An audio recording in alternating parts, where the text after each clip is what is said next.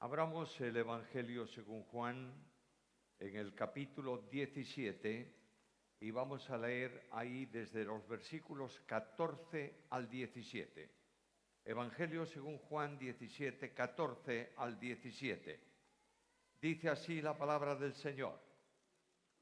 Yo les he dado tu palabra y el mundo los aborreció, porque no son del mundo, como tampoco yo soy del mundo.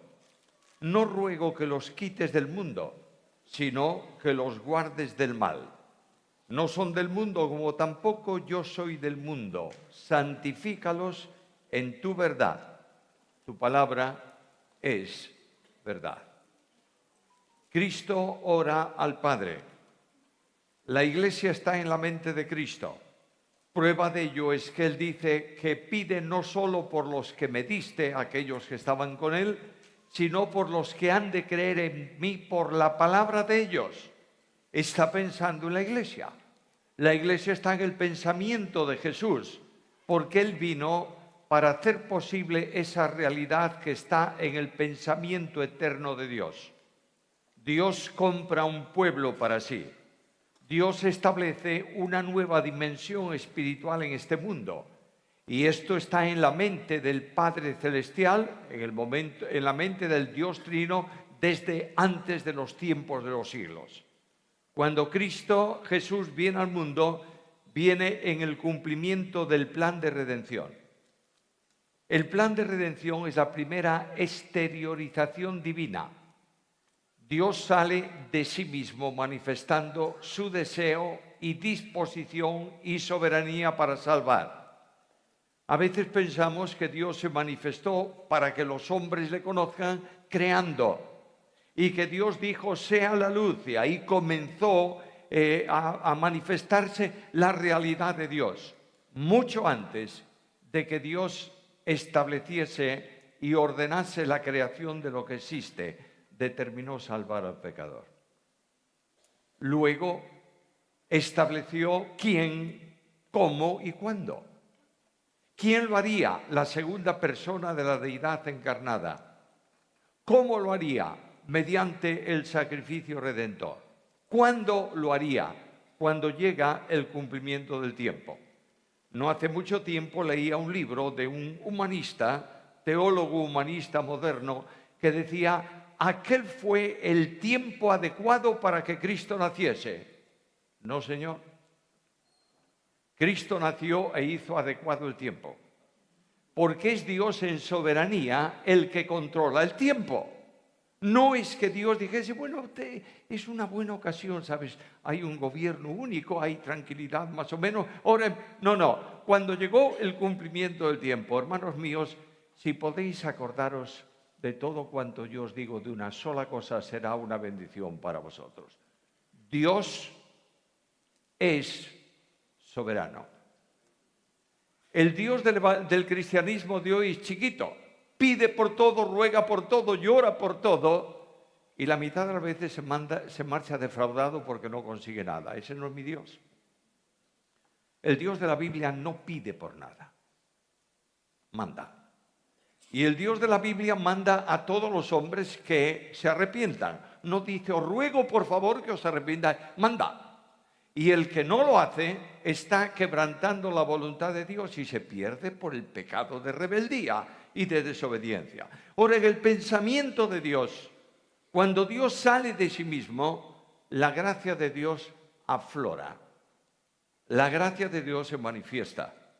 El amor de Dios descansa en dos grandes columnas, misericordia y gracia. La misericordia es el amor en extensión, ese amor que Dios manifiesta todos los días, en cada momento, no importa la circunstancia. Ayer por la noche yo me acosté y sabía que Dios me amaba. ¡Qué barbaridad! Y me levanté esta mañana, abrí los ojos y ¿qué descubro? Que Dios me ama. Y a veces yo tropiezo y caigo, a veces no, muchas veces. Y mi vida no está en consonancia con la voluntad de Dios, entonces Dios deja de amarme. No, me sigue amando. Y el Dios de amor que ama permanentemente es el Dios de la restauración. La mayor bendición para un pastor de iglesia, para un consejo de ancianos, para el liderazgo espiritual, no es castigar a nadie, es restaurar al que cae. Y la gracia de Dios se extiende en esta manifestación. El Hijo de Dios viene y busca la oveja perdida. ¿Y qué hace con ella? La pone sobre sus hombros y la lleva al redil. Misericordia es el amor en extensión, gracia es el amor en descenso.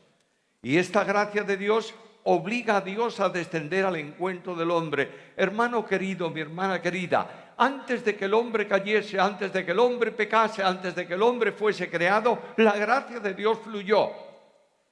Y fluyó en el plan de redención. Y siendo la gracia de Dios infinita, necesita un recipiente infinito que la contenga hasta el cumplimiento del tiempo. Y este recipiente infinito no puede ser otro más que una persona divina, que es infinita. Y la gracia es depositada en Cristo. Y esa segunda persona de la deidad va distribuyendo gracia salvadora a lo largo de la historia de la humanidad. La salvación no es del tiempo presente. Dios ha salvado siempre, sin importarle condición ni pueblo, porque Dios es soberano. Y este Dios de la soberanía que tiene en la mente la Iglesia recibe una petición de su Hijo en oración y le dice: Padre, no quiero un pueblo religioso, quiero un pueblo separado del mundo. No quiero un pueblo que hable de santidad, quiero un pueblo santo. Y la única manera de conseguir ese pueblo es que, como yo no soy del mundo, ellos tampoco lo sean. Aunque está en presente, puedes considerarlo así. Lo que está diciendo es: yo quiero un pueblo que esté totalmente separado del mundo para que viva una vida santa, no conforme a preceptos, sino de la única manera que es posible la santidad, viviendo al que es santo, al que no hubo en él maldad ni engaño en su boca. No hay duda que a Cristo en su oración el Padre no le niega nada. Y Cristo ha dicho muchas veces: yo sé que siempre me oyes. ¿Por qué? Porque el pensamiento de Cristo está en consonancia plena con el pensamiento de Dios, por una razón. Porque aunque está orando el hombre Jesús, no podemos olvidar nunca que quien ora es Emmanuel, Dios con nosotros. No puedo decir que Dios muere, por supuesto, pero tengo que afirmar que quien muere en la cruz es Dios. ¿Entiendes esto? Está orando conforme al pleno concepto de santidad y de propósito de Dios. Dios no quiere una santidad relativa, quiere una santidad absoluta, lo mismo que una unidad absoluta, lo mismo que una evangelización absoluta. Son temas que trataré Dios mediante si Él no viene antes. Pero cuando leo estos versículos descubro tres cosas importantes ahí. Primeramente, la petición.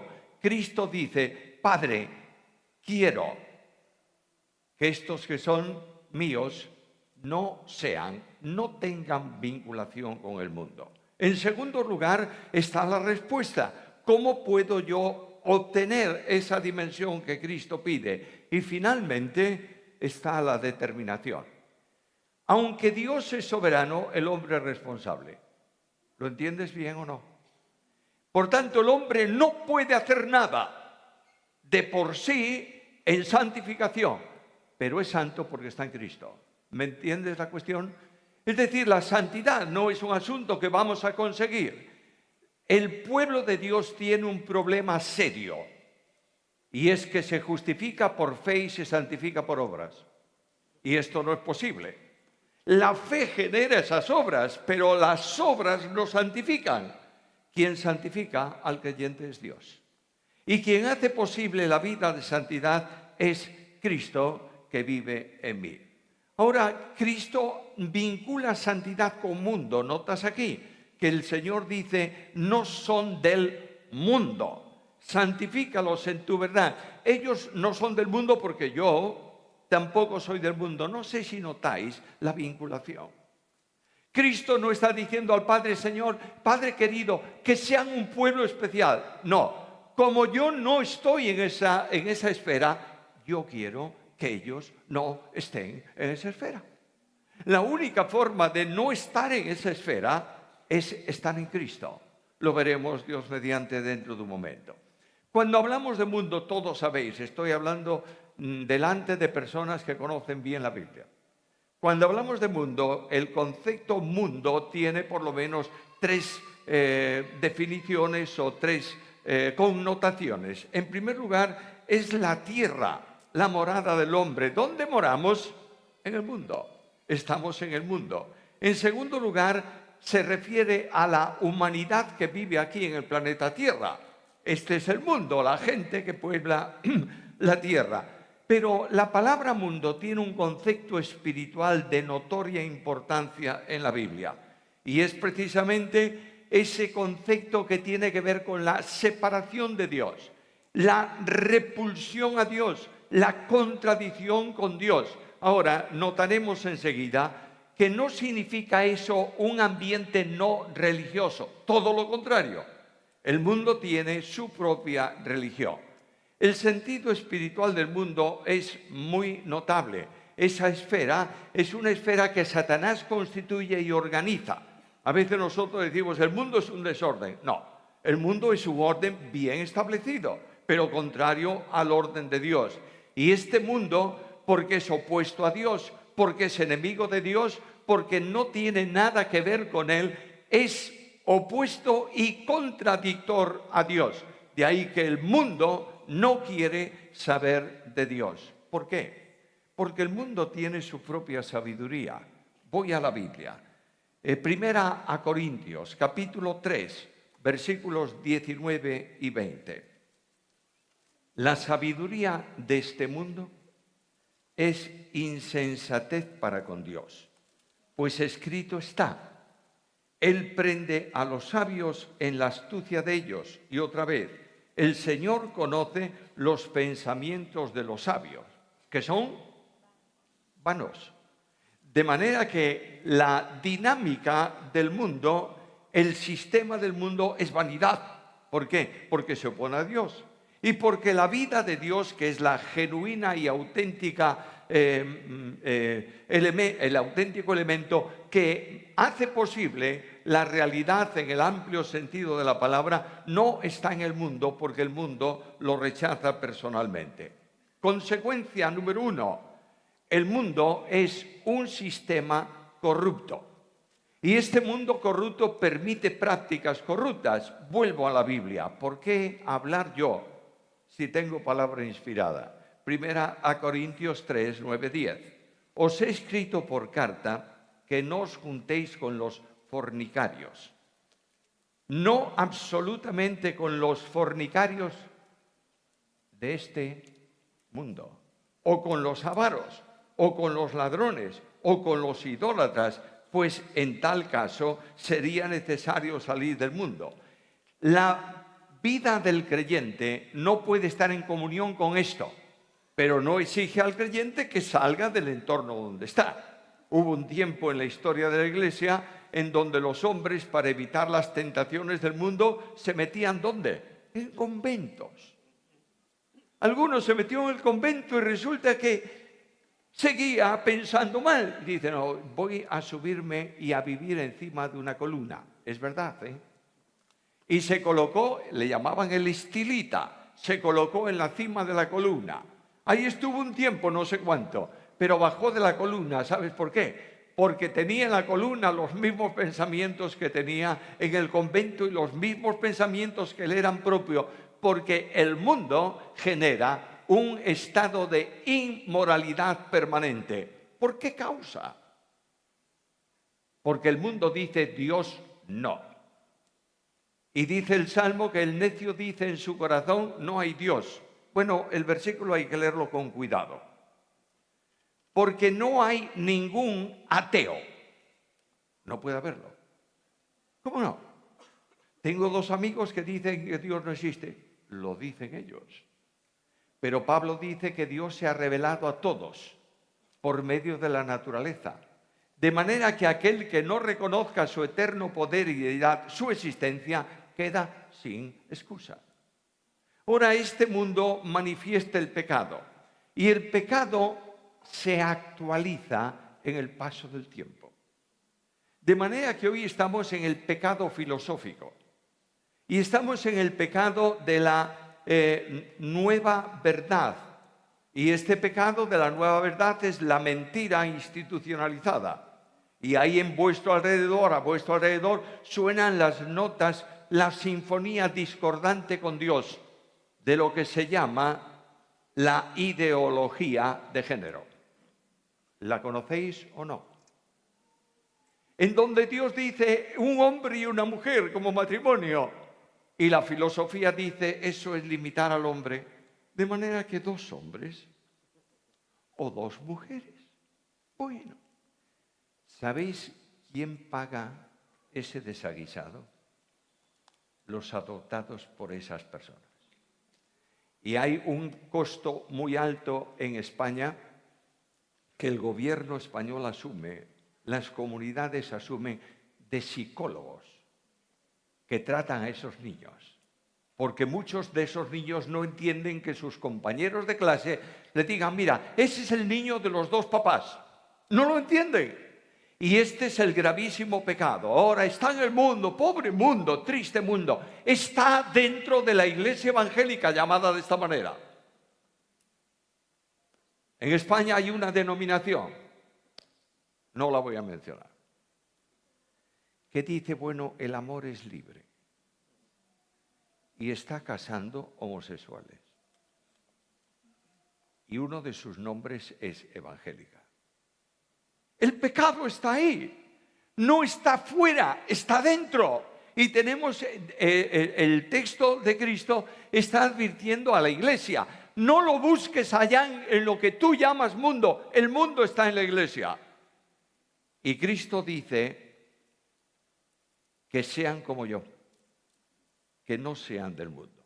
Ahora, todo este sistema funciona así por una razón, porque está subordinado, supeditado, controlado por el que Cristo llama varias veces el príncipe del poder del mundo. ¿Sabes quién es?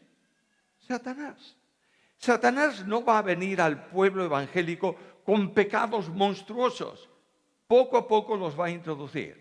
Una de las tragedias más grandes de estos últimos 5 años ha sido la enorme cantidad, yo digo enorme porque son varios, la cantidad grande de líderes evangélicos de denominaciones importantes que están cayendo en el pecado. Y estas personas no afectan su vida personal y la de su familia, afectan el testimonio de la iglesia. Hace unos años un líder de juventud en España se reunió con un grupo de colaboradores suyos, gente muy joven. Consiguió un trabajito que un ayuntamiento de la isla de Ibiza les pagaba para que ayudasen a limpiar las playas. Ibiza después del verano es una tragedia porque ahí cae toda la ruina y la basura de España cae ahí, de España y del mundo. Y había que limpiar las playas, el ayuntamiento le pagaba el hospedaje y ahí estaban los chicos. Cuando terminaron la semana de limpieza, este líder de juventud los reunió y les dijo, quiero deciros que yo dejo la organización porque me voy a casar. Y todos los chicos aplaudían, ¡qué bien, viva! ¿Y casado por qué no sigues? Porque me voy a casar con el hijo varón de un pastor de Barcelona. Conozco por lo menos 8 jóvenes de ese grupo que están en el mundo. Y uno de ellos dijo a su madre al llegar a casa, no me hables más de evangelio, esto es una farsa. ¿Entiendes esto? Ese es el gran problema. El liderazgo evangélico, no es líder porque puede gobernar, es líder porque es ejemplo de vida. Y si tú no tienes una ejemplaridad de vida, eres un mundano. Aunque vengas a todas las reuniones y te vistas con el uniforme evangélico. ¿Me estás siguiendo? Estamos en un momento de oposición franca a Dios y el sistema del mundo está controlado por Satanás. Déjame hacer un paréntesis. Algunos hablan de sistema de gobiernos del mundo y hay grupos y organizaciones evangélicas que dicen vamos a formar un partido político. Llamemos evangélicos al poder, no sé cómo, da lo mismo. Y este partido político va a cambiar la nación y vamos a mover. Escúchame, por favor. No hay nación que pueda ser gobernada por la Biblia, a no ser que sea regenerada por el Espíritu, ¿me entiendes? Porque la palabra de la Biblia, el Evangelio, es locura y no pueden entenderlo. No te metas en ese sistema. Escucha bien, tu reino, como el de Cristo, no es de este mundo. Y Satanás controla los gobiernos de la tierra. Cada ley que sale está supervisada por él. El mundo duerme, dice Juan, en el maligno. Ahora, este mundo tiene una condición propia. Leo primera carta de Juan 2:16. Porque todo lo que hay en el mundo, los deseos de la carne, los deseos de los ojos y la vanagloria de la vida no proviene del Padre, sino del mundo. ¿Te das cuenta que los problemas del mundo no son problemas materiales? Cuando yo era un chico pequeño, conté esto muchísimas veces, voy a repetirlo de nuevo, cuando yo era un chico pequeño, el mundo para los creyentes tenía un concepto de cosas. De modo que tú no podías ir, esto os vais a reír, pero es verdad, no podías ir a una cafetería. Eso era pecado. Bueno, y resulta que el tiempo pasa. Las ciudades en España crecen, no así, sino así. De modo que los automóviles no hay donde meterlos. Y claro, reunión de consejo de ancianos, consejo pastoral, pastores, el equipo ministerial. Vamos a reunirnos el jueves próximo a las 8 de la noche. ¿En dónde? En la iglesia. Tendremos que salir a las 4 de la tarde para buscar un sitio y poder llegar a la iglesia a las 8. No, la lógica es esta. Nos reunimos en la cafetería tal, donde hay mucho espacio, se puede aparcar. Y yo digo, ¿qué ha cambiado aquí? ¿El mundo o la lógica? La lógica. A veces los creyentes somos absurdos e ilógicos, porque en la cafetería, ¿por qué no se podía ir? Bueno, porque era del mundo, claro, del mundo también el vehículo que tú conduces.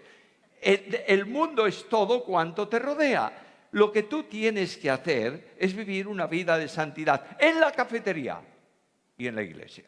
No hay que hacer una dicotomía de esas cuestiones. Algunos vienen el domingo por la mañana, todos uniformados, se buscan o llegan tempranito para que todo el mundo los vea sentados en el primer, segundo, tercer banco máximo, y ahí están en la reunión del domingo.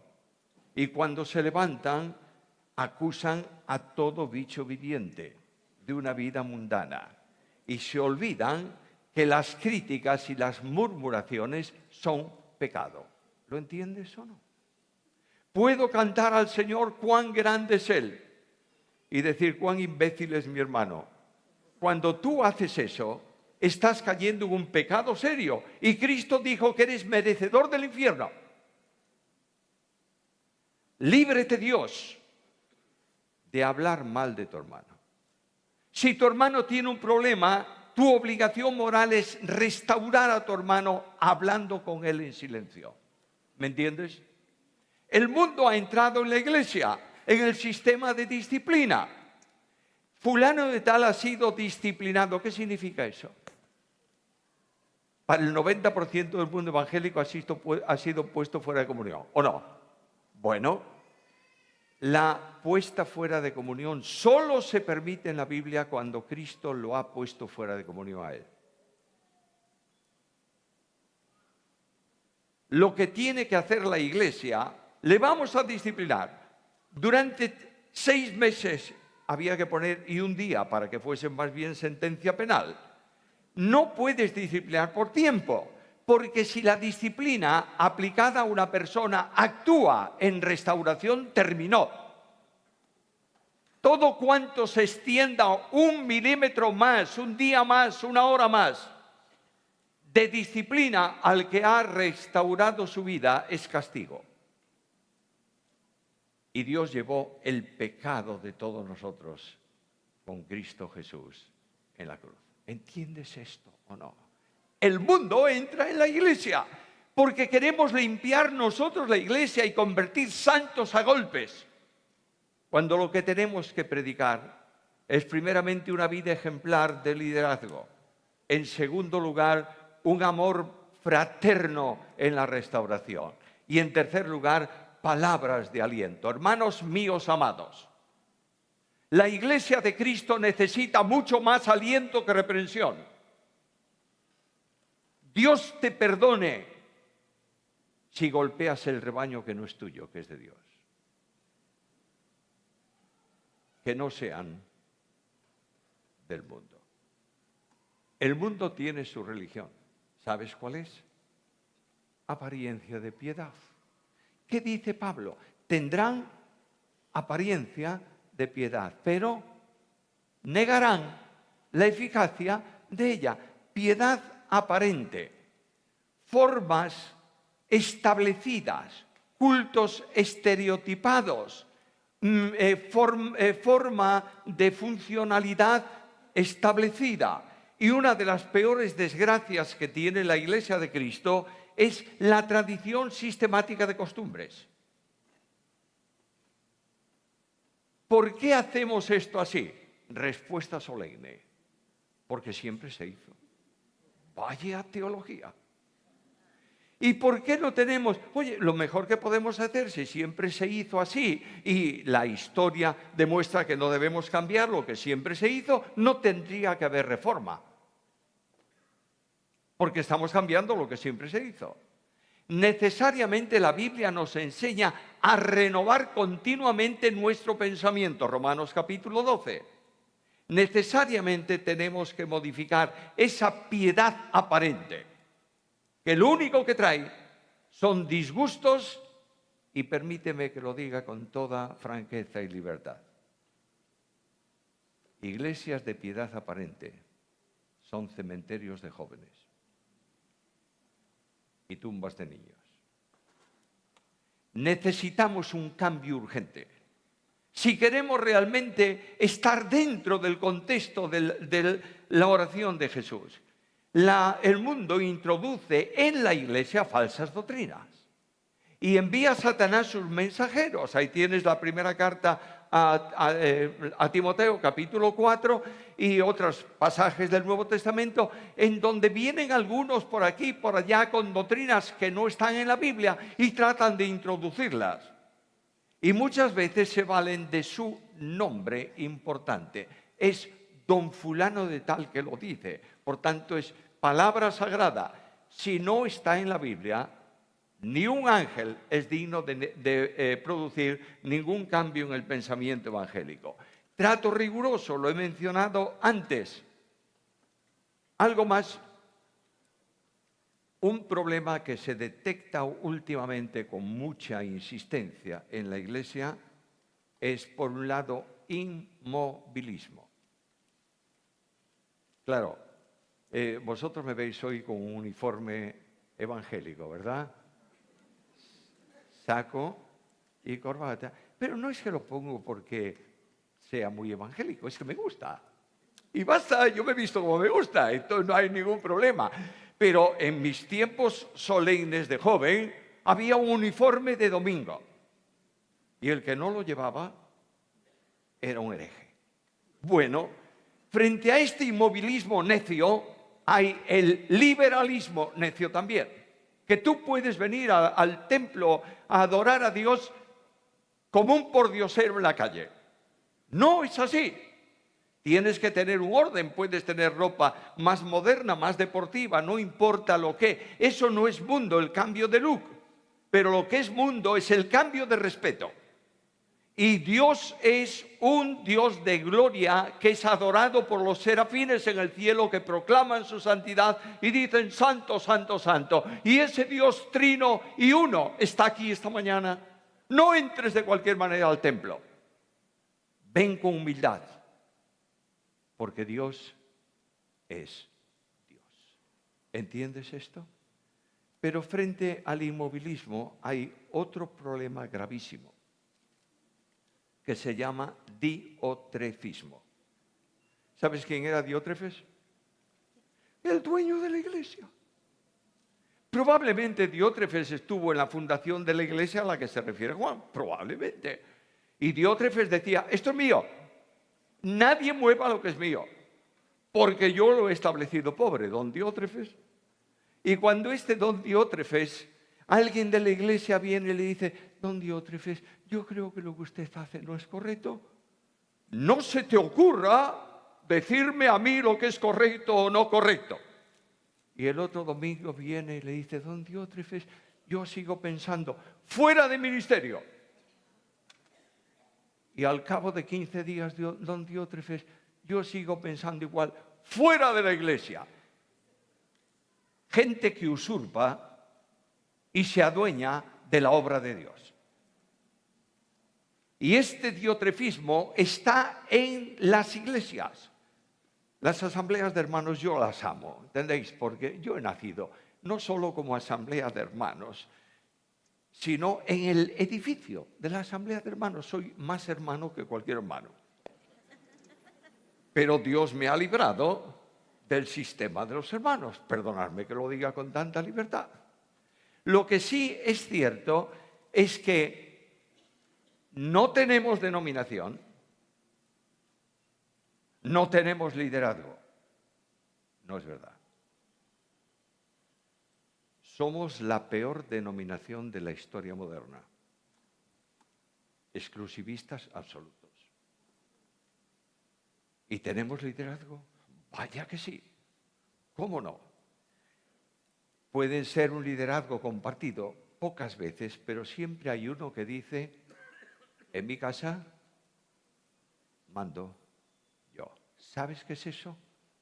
El mundo. Y el mundo se ha asentado dentro de la iglesia. Yo he visto ministerios importantísimos en Europa arruinados porque el que fundó el ministerio no quiso dejarlo en su momento. Hermanos míos, queridísimos hermanos míos, he estado 40 años de pastor en la iglesia de Vigo.